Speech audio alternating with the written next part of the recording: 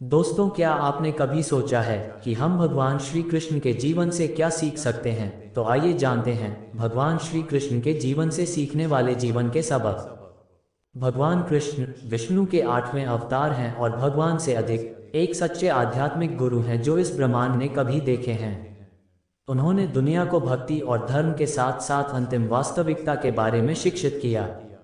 भगवान श्री कृष्ण अतीत में और आज आधुनिक दुनिया में हर दृष्टि से लोगों के लिए आदर्श रहे हैं और निश्चित रूप से आने वाले युगों में भी रहेंगे। भगवद गीता हिंदू महाकाव्य महाभारत का एक हिस्सा है, जहां कुरुक्षेत्र की लड़ाई में पांडवों और कौरवों के बीच धर्म युद्ध के दौरान भगवान श्री कृष्ण अपनी बुद्धि से अर्जुन को प्रबुद्ध करते हैं। यह कई सबक सिखाता है जिसे आसानी से हमारे दैनिक जीवन में लागू किया जा सकता है। कुरुक्षेत्र की लड़ाई में अर्जुन की अंतरात्मा अपने ही रिश्तेदारों, पूर्वजों और गुरुओं को मारने के विचारों से त्रस्त थी। उन्होंने लड़ने से इनकार कर दिया और फिर भगवान श्री कृष्ण ने भगवद गीता नामक दार्शनिक महाकाव्य दिया।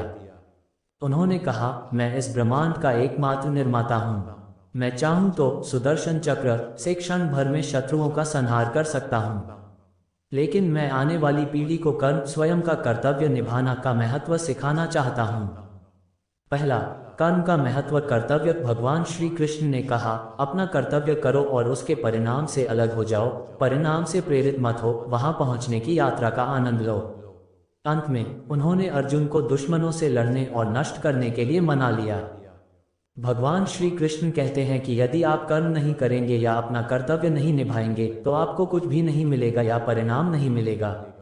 यह भगवान कृष्ण की शिक्षाओं में से सबसे अच्छी शिक्षाओं में से एक है। अतः आपको परिणाम या अंतिम परिणाम की आशा किए बिना अपना कर्तव्य निभाना चाहिए।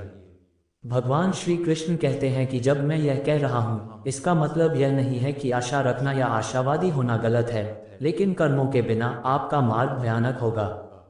चाल अंतिम परिणाम पर बहुत अधिक ध्यान केंद्रित करने और वहां पहुंचने की प्रक्रिया का आनंद लेने की नहीं है। दूसरा, हर चीज के पीछे एक कारण जरूर होता है। भगवद गीता में भगवान कृष्ण ने कहा है कि सब कुछ एक कारण या अच्छे कारण से होता है। जीवन में जो कुछ भी होता है अच्छे के लिए होता है और उसके पीछे हमेशा कोई कारण जरूर होता है। उन्होंने यह भी उल्लेख किया कि हम सभी एक निर्माता ईश्वर की संतान हैं। ईश्वर सर्वोच्च शक्ति है और यह दुनिया उसके द्वारा शासित है, और चूंकि हम सब भगवान के बच्चे हैं, हमारे साथ कुछ भी बुरा नहीं हो सकता। इसलिए जो कुछ हुआ है या जिन चीजों पर हमारा नियंत्रण नहीं है, हमें चीजों को जाने देना चाहिए और स्वीकार करना चाहिए।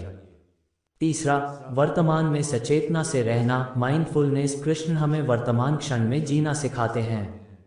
वह भविष्य के प्रति सचेत थे, लेकिन उन्होंने बिना किसी चिंता के वर्तमान क्षण में जीना चुना। भले ही वह जानते थे कि आने वाले भविष्य में क्या होगा, फिर भी वह वर्तमान क्षण में बने रहे। माइंडफुलनेस वर्तमान में रहने और वर्तमान क्षण के बारे में जागरूक होने के बारे में है। वर्तमान में जीना और वर्तमान क्षण पर अधिक ध्यान देना आपके मानसिक स्वास्थ्य में सुधार कर सकता है। चुनौतीपूर्ण परिस्थितियों में बाधा उत्पन्न होना अधिक संभव है, लेकिन सचेत रहना और वर्तमान क्षण में जीना चीजों को बहुत आसान बना सकता है। हमें यह सीखने की जरूरत है कि कैसे वर्तमान पर ध्यान केंद्रित किया जाए, न कि भविष्य या अतीत पर। चौथा, अपने क्रोध पर नियंत्रण रखें। क्रोध से निर्णय के ऊपर बादल छा जाते हैं, जिसके परिणामस्वरूप स्मृति भ्रमित हो जाती है। जब स्मृति व्याकुल हो जाती है तो बुद्धि नष्ट हो जाती है, और जब बुद्धि नष्ट हो जाती है तो व्यक्ति नष्ट हो जाता है। अतः क्रोध व्यक्ति के जीवन में सभी प्रकार की असफलताओं का मूल कारण है। यह नरक के 3 मुख्य द्वारों में से एक है, अन्य 2 लालच और वासना हैं। मन को शांत रखते हुए क्रोध को नियंत्रित करने का प्रयास करना चाहिए। पांचवा, बलिदान। भगवान श्री कृष्ण ने भीम से कुरुक्षेत्र की लड़ाई में घटोत्कच भीम के पुत्र को बुलाने के लिए कहा।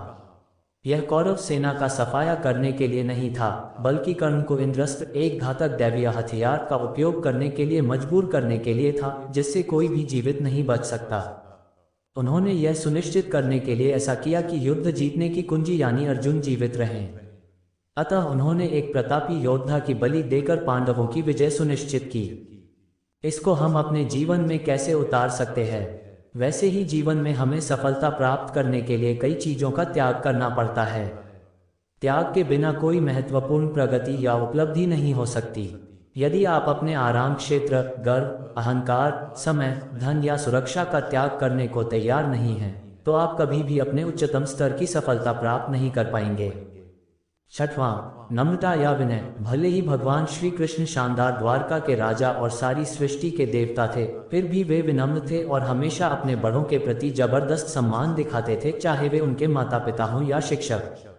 वह उन्हें सुख देने के लिए सदैव तत्पर रहते थे। इस वजह से वे जहां भी जाते थे, लोग उनकी मदद के लिए हमेशा तैयार रहते थे। कुरुक्षेत्र युद्ध के दौरान भगवान श्री कृष्ण ने सारथी की भूमिका निभाई। श्री कृष्ण सादगी के प्रतिरूप थे और सारथी के रूप में उनकी भूमिका उसी का प्रमाण है। विनम्र या विनम्र होना व्यक्तित्व की सबसे महत्वपूर्ण विशेषताओं में से एक है। भगवान श्री कृष्ण की तरह आपको भी जीवन में विनम्र होना चाहिए। यह आपको ईमानदार लोगों के साथ वास्तविक संबंध विकसित करने में मदद करता है। अतः लोगों को अपने जीवन में खुश रहने के लिए और अधिक कारण देने के लिए पर्याप्त विनम्र रहें। सातवां, कोई भी काम बड़ा या छोटा नहीं होता। भगवान श्री कृष्ण कुरुक्षेत्र की लड़ाई को अकेले ही जीत सकते थे, लेकिन उन्होंने अर्जुन का मार्गदर्शन करना चुना और उनके लिए अपना रथ चला दिया। वह कहते हैं कि नौकरी एक नौकरी है, कोई बड़ा या छोटा काम नहीं है। कोई भी श्रम बिना सम्मान के नहीं होता। अतः आपको अपनी नौकरी से प्यार करना चाहिए और अपनी नौकरी में अपना सर्वश्रेष्ठ देना चाहिए, चाहे वह कितना भी बड़ा या छोटा क्यों न हो। आपकी नौकरी आपके जीवन का एक बड़ा हिस्सा भरती है और वास्तव में संतुष्ट होने का एकमात्र तरीका सभी प्रकार की नौकरियों का सम्मान करना और उन्हें स्वीकार करना है।